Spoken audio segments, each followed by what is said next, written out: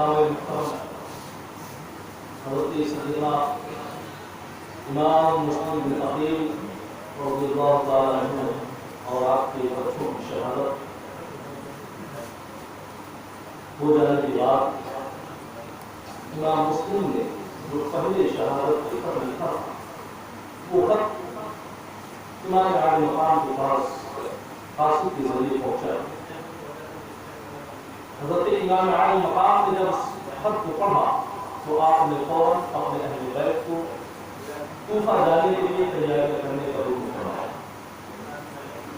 چنانچہ ایک مختصر سا قافلہ 82 افراد جس میں شامل تھے تمام تر اپنی رہائشوں کو چھوڑ کر، آرام کو چھوڑ کر کوفہ کی جانب روانہ ہو گئے۔ سفر کوفہ میں جو پریشانی آپ آئی سب کو خندہ پریشانی کے ساتھ برداشت کیا اور سفر بڑی کے ساتھ چلتا رہا۔ ایک مقام پر پڑاؤ ڈالا گیا، کوفے کی جانب سے ایک قاصد آیا، امام عالی مقام سے ملاقات کی۔ ملاقات کے دوران امام عالی مقام نے حضرت سیدنا امام مسلم بن عقیل کے بارے میں پوچھا، میرے بھائی مسلم بن عقیل کا کیا حال ہے؟ قاصد کی آنکھوں میں آنسو آ گئے، کہنے لگا حضور واقعہ کس منہ سے بتاؤ؟ ان کوفیوں نے، ان غداروں نے، ان دغابازوں نے آپ کے بھائی مسلم کو بڑی بے رحمی کے ساتھ شہید کر دیا۔ امام عالی مقام نے جب اپنے بھائی کی شہادت سنی تو آنکھوں میں آنسو آ گیا۔ پھر حضرت سیدنا امام عالی مقام نے امام مسلم بن عقیل کے بچوں کے متعلق پوچھا کہ ان بچوں کا کیا حال ہے؟ قاصد نے بھرمائی ہوئی آواز میں کہا، حضور والا ان ظالموں نے، ان پتھر دلوں نے ان بچوں کو بھی بے رحمی کے ساتھ شہید کر دیا۔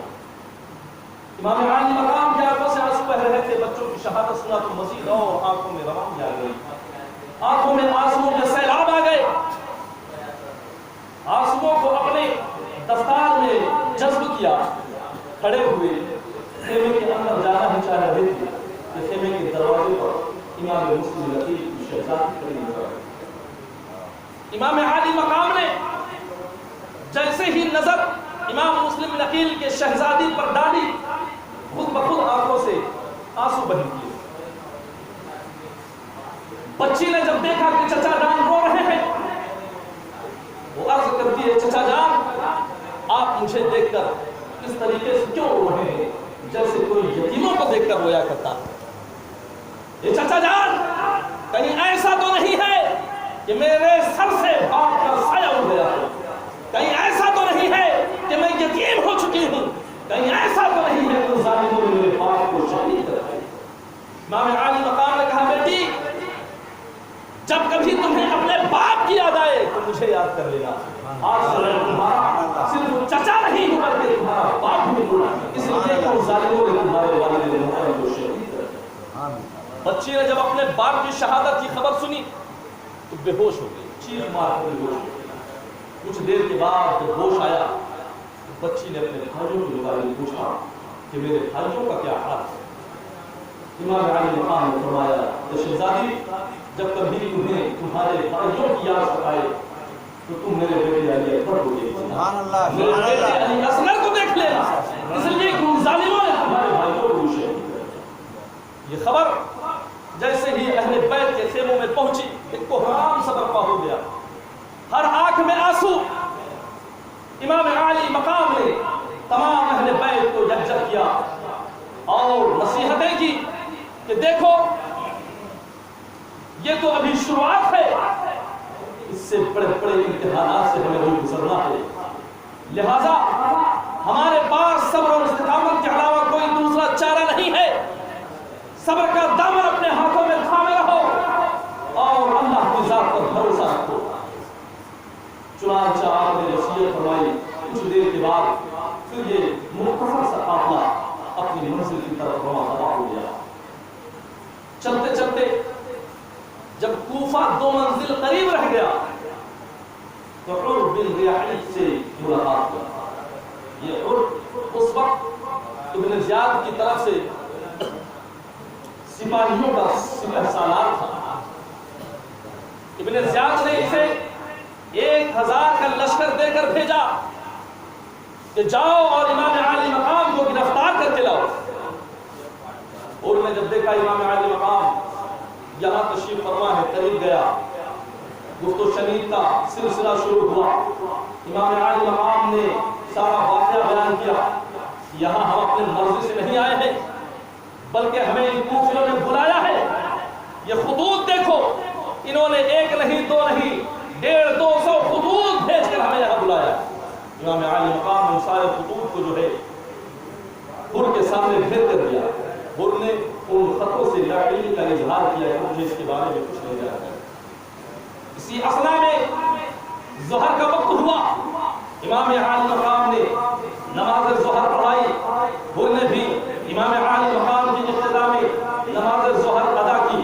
اسی طریقے سے گفت و شنید چلتا رہا. عصر کا وقت ہوا, عصر کی نماز پڑھی گئی. مغرب کا وقت ہوا, مغرب کی نماز پڑھی گئی. یہاں تک کہ عشاء کا وقت ہو گیا. عشاء کی بھی نماز حر نے امام عالی مقام کے پیچھے ادا کی. اس کے بعد امام عالی مقام کی بارگاہ میں عرض کرتا ہے, اے حضور والا, مجھے معلوم نہیں تھا کہ آپ کے ساتھ دھوکہ ہوا ہے.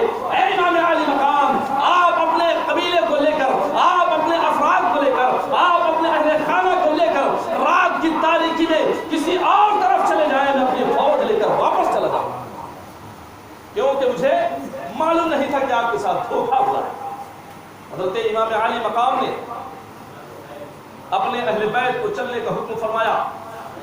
رات کا سناٹا ہے, رات کی تاریکی ہے. یہ چند افراد چل رہے ہیں. چلتے چلتے صبح کی سفیدی نمودار ہو جاتی ہے اور سفر آگے بڑھتا ہے. چلتے چلے جا رہے ہیں. ایک مقام ایسا بھی آتا ہے جہاں پر خود بخود سواریاں ٹھہر جاتی ہیں, رک جاتی ہیں. ہر چند کوشش کی جا رہی ہے کہ سواری آگے بڑھے, ایڑ لگایا جا رہا ہے, ضربیں ماری جا رہی ہے, مگر سواریاں آگے نہیں بڑھ رہی, آگے بڑھنے کا نام نہیں لے رہی. امام عالی مقام اپنے ساتھیوں سے فرماتے ہیں کہ کون سا مقام ہے کہ جہاں پہنچنے کے بعد یہ سواریاں خود بخود رک گئیں؟ یہ کون سا میدان ہے؟ ساتھیوں نے جواب دیا, حضور والا اسے میدان ماہیہ کہتے ہیں. امام عالی مقام نے فرمایا, میرے ساتھیوں, اس کا کوئی دوسرا بھی نام ہے؟ جواب دیا جاتا ہے, ہاں, اس کا دوسرا نام میدان کربلا ہے. اس کا نام میدان کربلا ہے. امام عالی مقام فرماتے ہیں, اے میرے جانشینوں, اے میرے وفاداروں, اے میرے وفاشکاروں, اپنے اپنے خیمے اسی مقام پر نصب کر لو, اس لیے کہ یہ وہی مقام ہے جہاں میرا جوان بیٹا شہید کر دیا جائے گا. یہ وہی مقام ہے جہاں میرے ننھے اصغر کے سوکھے ہوئے حلق پر تیر چلے گی. یہ وہی مقام ہے جہاں قاسم کی جوانی لٹے گی. یہ وہی مقام ہے جہاں باس پر ڈال کے بازو چھیدے جائیں گے, سینے پر بال ہوں گے. یہ وہی مقام ہے جہاں میری بہن زینب کی گود خالی ہو جائے گی. یہ وہی مقام ہے جہاں آل محمد خاک و خون میں تڑپتے ہوئے نظر آئیں گے. یہ وہی مقام ہے جہاں مجھے شہید کر دیا جائے گا. یہ وہی مقام ہے جہاں پر میرے شہید ہونے کے بعد بیمار زین العابدین کو ہتھیلیوں میں چکھا جائے گا. یہ وہی مقام ہے جہاں پر شہادت کے بعد اہل خانہ اہل بیت کی خواتینوں کے ساتھ ظلم و ستم اٹھائے جائیں گے. یہ وہی میدان ہے جہاں اہل بیت کی خواتینوں کے سروں سے چادریں کھینچ لی جائیں. اے میرے جانشینوں, یہیں پر اپنے اپنے خیمے میں نصب کرو. تمام لوگوں نے اپنے اپنے خیمے نصب کر لیے. ادھر ابن زیاد کو پتہ چلا, یہ جانتے ہیں امام عالی مقام میدان کربلا میں کب پہنچے؟ 2 محرم الحرام سن 61 ہجری.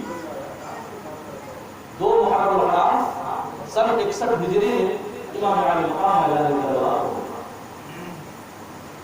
ادھر ابن زیاد کو پتہ چلا کہ امام عالی مقام اپنے ساتھیوں کے ساتھ میدان کربلا میں پہنچ چکے ہیں. چنانچہ ابن زیاد نے عمر و سعد کو بلایا اور اسے رائے کی حکومت کی لالچ دیا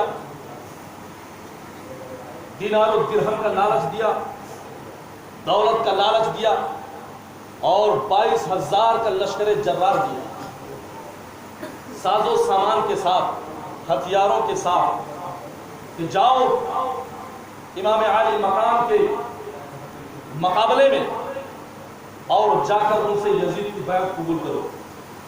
اگر وہ بیعت قبول کر لیتے ہیں تو ٹھیک ہے، اور اگر بیعت قبول نہیں کرتے ہیں تو ان کا سر کاٹ کرو۔ عمر و سعد 22,000 کا لشکر جرار لے کر میدان کربلا میں پہنچا، نہر فرات پر اپنے لشکر کو اتار دیا۔ مورخ حیران ہے، تاریخ دا پریشان ہے، تاریخ لکھنے والے اپنے دانتوں کے تلے انگلیاں دبا رہے ہیں کہ کہاں 82 افراد اور کہاں 22,000 کا لشکر جرار، وہ بھی وہ 82 افراد ایسے ہیں جن میں کچھ بوڑھے بھی ہیں، کچھ عورتیں بھی ہیں، کچھ بچے بھی ہیں، کچھ جوان بھی ہیں، اور سب سے بڑی بات یہ کہ یہ 82 افراد لڑنے کی غرض سے بھی نہیں آئے تھے، لڑنے کی غرض سے بھی نہیں آئے، نہ ان کے پاس لڑنے والے زیادہ ہتھیار ہیں اور نہ ہی ان کے پاس تیر و کمنگ ہے۔ وہی اوزار جو ہمیشہ آپ نے ساتھ رکھا کرتے تھے، وہی تلواریں ہیں، وہی ڈھال۔ مورخ حیران ہے کہ آخر ان 82 افراد کا ان 22,000 کے لشکروں کے دل و دماغ پر کیا تصور رہا ہوگا، کیا سوچ رہی ہوگی کہ جو 22,000 کے لشکر جرار 82 افراد کے سامنے پہنچا ہے، کیا نقشہ رہا ہوگا۔ اس کے باوجود تعداد میں زیادہ ہے، آلات و حرب کے لحاظ سے بھی زیادہ ہے، ساز و سامان سے بھی زیادہ ہے، مگر اس کے باوجود بھی ان کے ہمتیں کانپ رہی ہیں، ہمتیں پست ہو رہی ہیں، حوصلے جواب دے رہے ہیں کہ آخر ہم ان حق کے پرستاروں کا کس طریقے سے سامنا کریں۔ گھبراہٹ ہو رہی ہے، جسم پر لرزت طاری ہے۔ ایک بات یاد رکھیں، حق کے سامنے جب بھی باطل آیا ہے، باطل کو ہی کانپنا پڑا ہے، حق کبھی نہیں کانپتا، حق کبھی نہیں جھکتا، ٹوٹ جائے گا مگر جھکے گا نہیں۔ حق کی یہ صداقت ہوا کرتی ہے، حق حق ہوتا ہے، اسے کوئی مانتا نہیں ہے، بلکہ وہ حق اپنے آپ کو خود حق منوا لیا کرتا ہے۔ سبحان اللہ، سبحان اللہ۔ امام عالی مقام کے سامنے 22,000 کا لشکر جرار آیا۔ عمر و سعد نے جب لشکر نہر فرات پر اتار لیا تو امام عالی مقام کی بارگاہ میں حاضر ہوا، گفت و شنید کا سلسلہ شروع ہوا۔ عمر و سعد نے کہا کہ امام عالی مقام 22,000 کا لشکر جرار لے کر آیا ہوں، یزید پلید کی بیعت قبول کر لو ورنہ سر تن سے جدا کر دیا جائے گا۔ امام عالی مقام نے فرمایا، اے عمر و سعد سنو، اگر مجھے یزید کی بیعت قبول کرنی ہوتی تو میں مدینہ منورہ کی پرکیف گلیوں کو نہ چھوڑتا۔ یزید کی اگر مجھے بیعت قبول کرنی ہوتی تو مکہ المکرمہ کے بہترین فضاؤں کو میں طاق نہ کرتا۔ مجھے اگر اس کی بیعت قبول کرنی ہوتی تو یہاں تک پہنچنے میں جو مصیبتیں پریشانیوں کا مجھے سامنا کرنا پڑا ہے، میں کبھی برداشت نہ کرتا۔ میرا تب بھی انکار تھا، اب بھی انکار ہے، اور ہمیشہ انکار ہی رہے گا۔ کیوں؟ کیونکہ یہ وہ ہاتھ ہیں جو نبی کریم صلی اللہ علیہ وسلم کے ہاتھوں میں گئے ہوئے ہیں۔ یہ وہ ہاتھ ہیں جن ہاتھوں نے نبی کا ہاتھ لے کر انہیں بوسہ دیا گیا ہے۔ اب یہ کبھی یہ کوئی بھی فاسق نہیں، معلم مردود کے سامنے یہ ہاتھ نہیں جا سکتے، سر کٹایا جا سکتا ہے مگر جھکایا۔ امام عالی مقام نے انکار کر دیا۔ غزو کے 7 محرم الحرام تک یہ سلسلہ گفت و شنید کا چلتا رہا۔ 7 محرم الحرام کو ابن زیاد نے ایک اور پیغام بھیجا، شمر العین بالجلجوشن کے معرفت ایک اور پیغام بھیجا گیا 7 محرم الحرام۔ وہ پیغام کیا تھا کہ نہر فرات پر پہرا لگا دیا جائے، نہر فرات پر پہرا لگا دیا جائے، اہل بیت کے خیموں میں ایک بوند پانی کا نہ جانے پائے۔ اللہ اکبر۔ جس کے نانا حوض و کوثر کے مالک، ان کے نوازوں پر پانی بند کیا جا رہا ہے، جن کے نانا سردار انبیاء، ان کے نوازوں پر پانی بند کیا جا رہا ہے۔ اندازہ لگاؤ مسلمانوں، کوئی یہ نہ سمجھ لے کہ امام حسین مجبور تھے، نہیں نہیں، خدا کی قسم اگر میرا حسین چاہ لیتا تو تپتے ہوئے ریگستان سے، اس میدان کربلا سے چشموں پانی کے چشمے جاری ہو جاتے، مگر میرا حسین رضا پر رضا الہی تھا۔ اے پروردگار، جس میں تیری رضا ہے، تیرا حسین بھی اسی میں راضی، تیرا حسین بھی اسی میں راضی۔ پانی بند کر دیا گیا، کافر اس نہر فرات سے پانی پی سکتے ہیں، مشرک نہر فرات سے پانی پی سکتے ہیں، مجوسی نہر فرات سے پانی پی سکتے ہیں، جانور نہر فرات سے پانی پی سکتے ہیں، چرند پرند نہر فرات سے پانی پی سکتے ہیں، مگر پانی اگر بند ہے تو صرف نماز رسول کے لیے، پانی اگر بند ہے تو اہل بیت کے لیے، پانی اگر بند ہے تو سیدزادوں کے لیے۔ اندازہ لگاؤ مسلمانوں، 7 تاریخ کو امام عالی مقام پر پانی بند کر دیا گیا۔ میدان کارزار کو آپ کیا ہلکے میں لے رہے ہیں؟ اس زمانے کی دھوپ اتنی کڑاکے کی ہوا کرتی تھی کہ چمڑیاں جل کر کالی ہو جایا کرتی تھی، ایسی سخت دھوپیں ہوا کرتی تھی، ایسی اس کی تمازت ہوا کرتی تھی، تپش ہوا کرتی تھی کہ ذرہ دیر ہو جائے، گھنٹہ 2 گھنٹہ اگر پانی نہ ملے تو زبان خشک ہو جایا کرتی تھی، ہونٹوں پر پپڑیاں پڑ جایا کرتی تھی، ایسی دھوپ ہوا کرتی تھی۔ اور 7 تاریخ کو امام عالی مقام پر پانی درج ہوا۔ گفت و شنید کا منظر چلتا رہا، کب تک؟ 8 تاریخ گزر گئی، 9 تاریخ گزر گئی، 7 کو بند کیا گیا، 8 9 2 دن یہ گزر گئے۔ عمرہ و سعد آیا، سوچا پانی نہ ملنے کی وجہ سے حالت خراب ہوگی، اہل بیت پریشان ہوں گے، اور میں یزید پلید کی بیعت کا مطالبہ کروں گا، یہ موت کے خوف سے یزید پلید کی بیعت قبول کر لے گی۔ چنانچہ آیا، آنے کے بعد کہا امام حسین 2 دن سے پانی نہیں ملا، اور یہ تمہیں پانی اسی طریقے سے ملے گا بھی نہیں، اس لیے بہتر ہے کہ یزید پلید کی بیعت قبول کرو۔ امام عالی مقام نے کہا ہرگز نہیں، میں کسی فاسق و فاجر کے ہاتھ پر بیعت نہیں کر سکتا۔ تو کہا جب بیعت نہیں کر سکتے ہو تو لڑنے کے لیے تیار ہو جاؤ، کہا لڑو، کہا آج لڑائی ہوگی۔ امام عالی مقام نے کہا آج نہیں، کل ہوگی، آج 9 محرم الحرام ہے، کل 10 محرم الحرام کو تم سے لڑ لیں۔ اور اے عمر و سعد سنو، یہ کوئی خوف یا ڈر کی وجہ سے نہیں کہہ رہا ہوں، بلکہ اس لیے کہہ رہا ہوں کہ ہمیں ایک رات اور مل جائے گی، ہم ایک رات اور قرآن پاک کی تلاوت کر لیں گے، اپنے رب قدیر کے سجدے کر لیں گے، ذکر و اذکار کر لیں گے، 10ویں تاریخ کو کون سے لڑیں۔ عمر و سعد دل میں بڑا خوش ہوا کہ ایک دن اور گزر جائے گا، ان کی پیاس اور شدت اور زیادہ تیز ہو جائے گی تو میرا کام اور آسان ہو جائے گا۔ چنانچہ اس نے رضامندی کا اظہار کر دیا، اور اس کے بعد وہ چلا گیا۔ وقت گزرتا رہا، رات کا وقت آیا، اہل بیت کے افراد نماز تہجد پڑھ کر فارغ ہوئے۔ امام علی مقام نے اپنے جوان بیٹے حضرت سیدنا علی اکبر کو بلایا، اور بلانے کے بعد ارشاد فرمایا، اے میرے پیارے بیٹے سنو، جاؤ میدان کارزار کا نقشہ کھینچ کر آؤ، میدان کارزار کا نقشہ دیکھ کر آؤ، یزیدیوں نے کہاں کہاں فوجیں لگائی ہیں، یزید کے فوج کہاں کہاں پر ہے، اس لیے کہ فوج بھی ترتیب وار لگائی جایا کرتی تھی، یہ نہیں کہ آیا آمنے سامنے ہوا بھڑ گئے لڑ گئے، نہیں، ایک طریقہ ہوا کرتا تھا۔ کچھ فوج کے کچھ حصوں کو میمنہ پر رکھا جاتا تھا، کچھ کو میسرہ بنایا جاتا تھا، کچھ کو فوج کا قلب بنایا جاتا تھا، اس طریقے سے فوج ہوا کرتی تھی۔ کچھ تیروں کے لڑائی کرنے والے ہوا کرتے تھے، کچھ تلوار کے لڑائی والے لڑاکو ہوا کرتے تھے، کچھ بھالوں کے لڑاکو ہوا کرتے تھے، کچھ نیزوں کے لڑاکو ہوا کرتے تھے، سب کا اپنا اپنا ایک طریقہ ہوا کرتا ہے۔ امام عالی مقام نے فرمایا، اے میرے لخت جگر جاؤ، دیکھ کر آؤ میدان کارزار کا نقشہ کیسا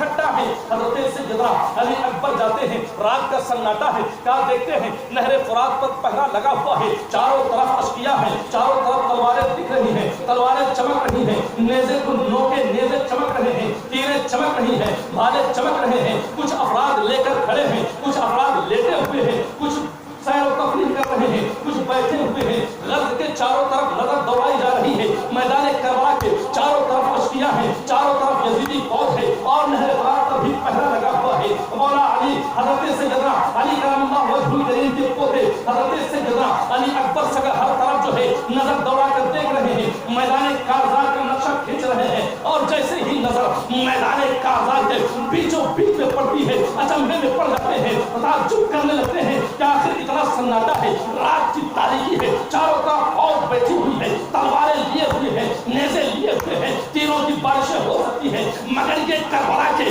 بیچوں بیچ میں یہ خاتون کون بیٹھی ہوئی ہے؟ دیکھتے قریب سے ہیں تو پردہ پوش ہے, پردے میں اوڑھی ہوئی وہ خاتون میدان کارزار میں بیچوں بیچ بیٹھی ہوئی ہے اور میدان کارزار کے ریت کے ذرات سے کنکریاں چن چن کر اٹھا رہی ہے. حضرت علی اکبر جو ہیں بڑا متعجب ہوتے ہیں کہ آخر یہ عورت ہے کون, یہاں کیا کر رہی ہے, کس وجہ سے آئی ہے, مگر پہچان نہیں پاتے. سارا نقشہ کھینچ کر آتے ہیں, مولا امام علی مقام کی بارگاہ میں حاضر ہوتے ہیں. امام علی مقام نے فرمایا, بیٹا تم نے نقشہ دیکھا, کہاں ابا جان دیکھا, نہر فرات پر پہرا لگا ہوا ہے اور میدان کربلا کے چاروں طرف جو ہے یزیدی فوج تلواریں لے کر کھڑی ہے, مگر ابا جان میں نے ایک عجوبہ دیکھا ہے, ایک بہت ہی متعجب ہونے والی چیز دیکھی ہے. کہا کیا دیکھا ہے؟ کہا ابا جان میں نے میدان کربلا کے بیچوں بیچ میں ایک خاتون کو, پردہ نشین خاتون کو ریت کے ذرات سے کنکریاں اٹھاتے ہوئے دیکھا ہے.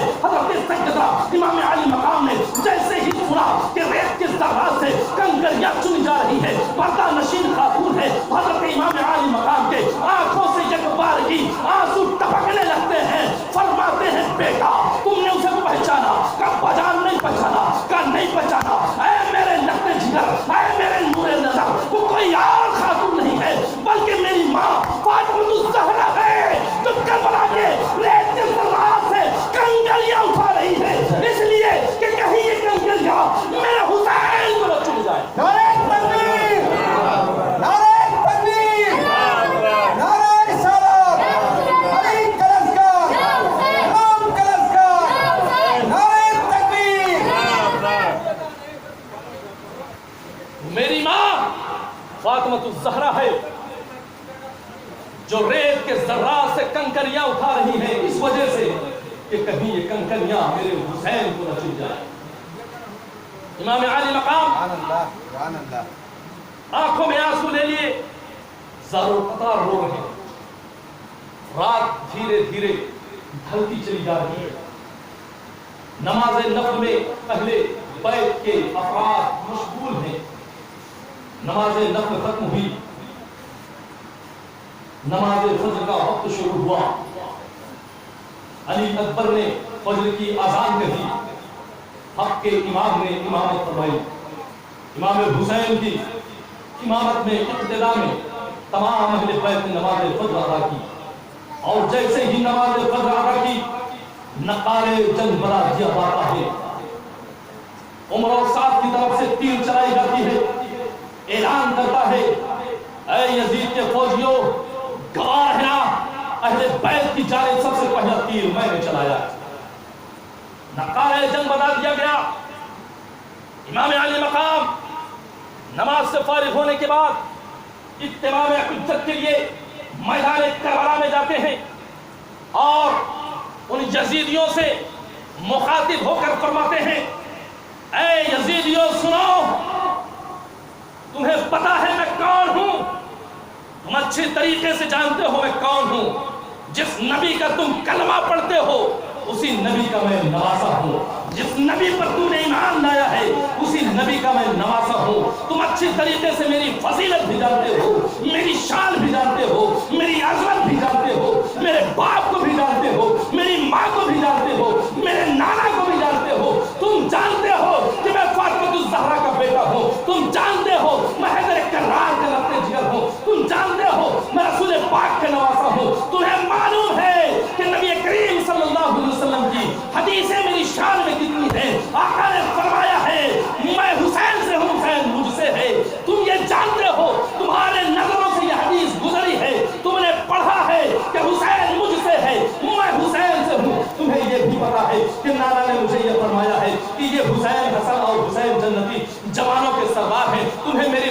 मालूम है, नबी कौनैन जिसका तुम कलमा पढ़ते हो, उसने मुझे अपने कंधों पर बिठाया है। तुम जानते हो मेरी शान क्या है, मेरी अजमत क्या है। वही नबी जिसका तुम कलमा पढ़ते हो, उसने मेरे खातिर खुतबे को तर्क कर दिया। तुम जानते हो मेरी अजमत क्या है, जिसके पुष्ट पर मैं बैठ गया। वो नबी जिसका तुम कलमा पढ़ते हो, उसने सजदे को तवील कर दिया। तुम जानते हो मेरी शान क्या है। तुम जानते हो जब मैं रोया करता था तो तुम्हारे नबी, हमारे नबी, सबके नबी परेशान हो जाया करते थे। तुम्हें पता है कि मैं कौन हूँ, अच्छे तरीके से जानते हो तुम। मैं नवाज़े रसूल हूँ, अहले बैत का चश्मो चराग हूँ। तुम अब भी तुम्हारे पास जो है वक्त है। और फिर दूसरी बात, मैं यहाँ अपने मर्जी से नहीं आया, बल्कि तुम ही लोगों ने खुदूद भेज कर मुझे बुलाया है। बेदर पे खुदूद भेजा, एक नहीं, दो नहीं, 150-200 तुम्हें खतें भेजे हैं। उसके बावजूद मैं आया हूँ। और जब यहाँ मैं अब आ गया हूँ तो तुम यह मेजबानी अदा कर रहे हो। क्या मेहमान का यही तरीका हुआ करता, मेजबान का यही तरीका हुआ करता है कि मेहमान से इस तरीके से सलूक किया जाए? ऐ यजीदियों सुनो, अब भी वक्त है, तौबा का दरवाजा खुला हुआ है। रब्बे कदीर की बारगाह में तौबा कर लो और हमारे अहले बैत के खानदान से, उनके नाहक खून से अपने तलवारों को रंगीन न करो। अगर तुमने ऐसा किया तो बरोज़े महशर रब्बे कदीर के सामने तुम हमारे नाहक खून का क्या जवाब दोगे? लिहाजा फिर तुम्हारे पास वक्त है, तौबा का दरवाजा खुला हुआ है। तौबा करके गुलाम अहले बैत बन जाओ, नाना जान से कहकर तुम्हारी बख्शिश करवा दो। मगर जालिमों के दिल इस कदर पत्थर के हो चुके कि उन्हें जर्रा बराबर भी आपकी तकरीर का असर न पड़ा। मगर उन्हीं यजीदी फौज में एक ऐसा भी शख्स है जिसको फर्क पड़ा, बहुत फर्क पड़ा, इतना फर्क पड़ा कि जिस्म कांपने लगा, जिस्म थर्राने लगा, लर्ज़ा बरअंदाम हो गया। देखने वालों ने देखा, पूछने वालों ने पूछा, ऐ हुर, इससे पहले हमने तुम्हें बड़ी बड़ी जंगों में देखा है, बड़े बड़े मुकाबलात करते हुए देखा है। तुमने अकेले ही बड़ी बड़ी फौज को शिकस्त दी है। हम तुम्हारी बहादुरी के कायल हैं, तुम्हारे तलवार चलाने के अंदाज को जानते हैं, तुम्हारी जवाब मर्दी के हम कायल हैं, तुम्हारे शजाअत के हम कायल हैं। मगर क्या मामला है? आज 82 अफराद के सामने तुम्हारा जिस्म कांप रहा है। तुम लर्ज़ा बरअंदाम क्यों हो?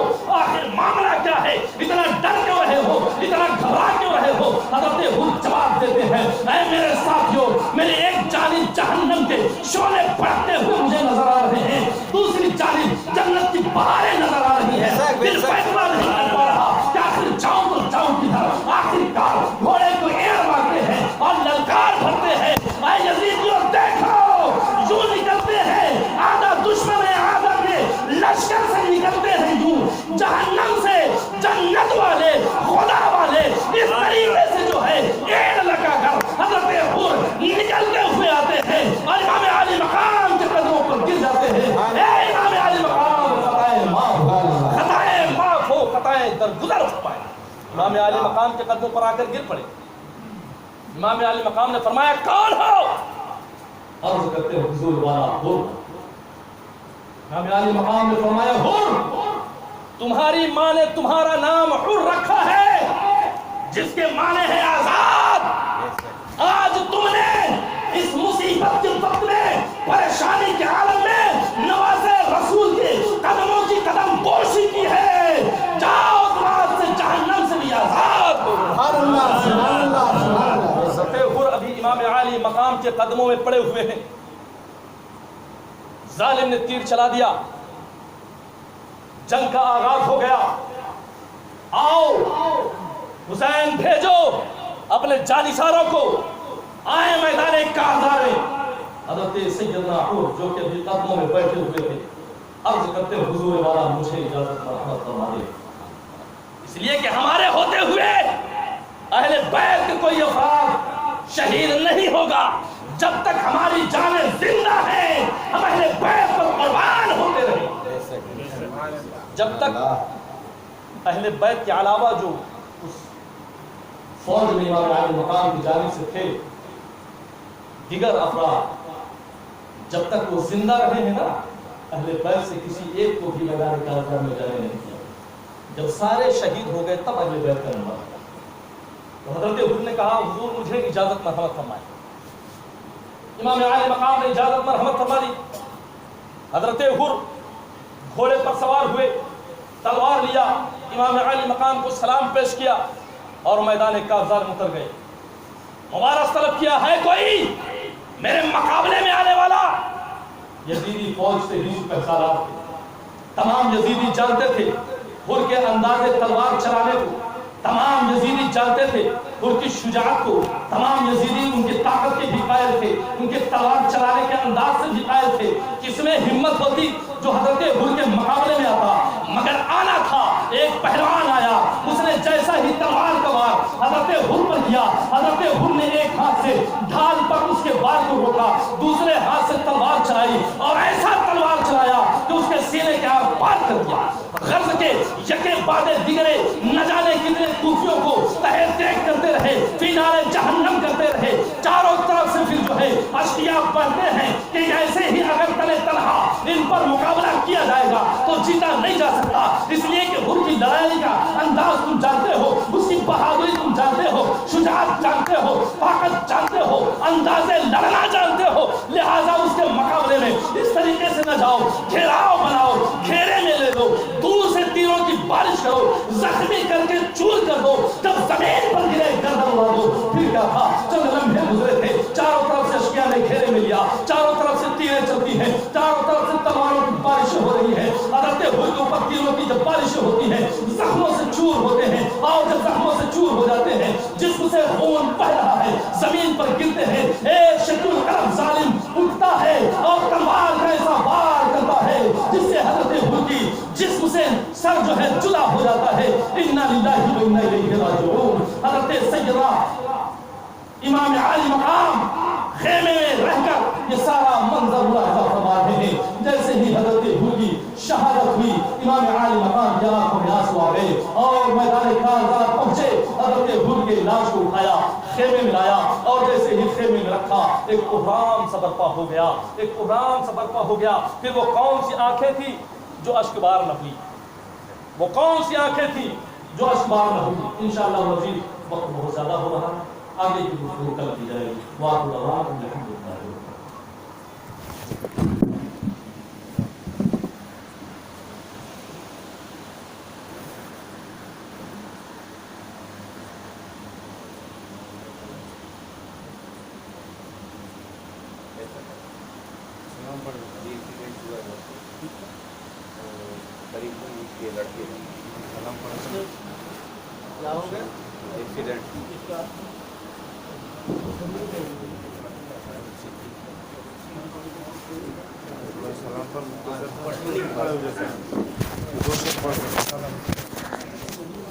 مصطفیٰ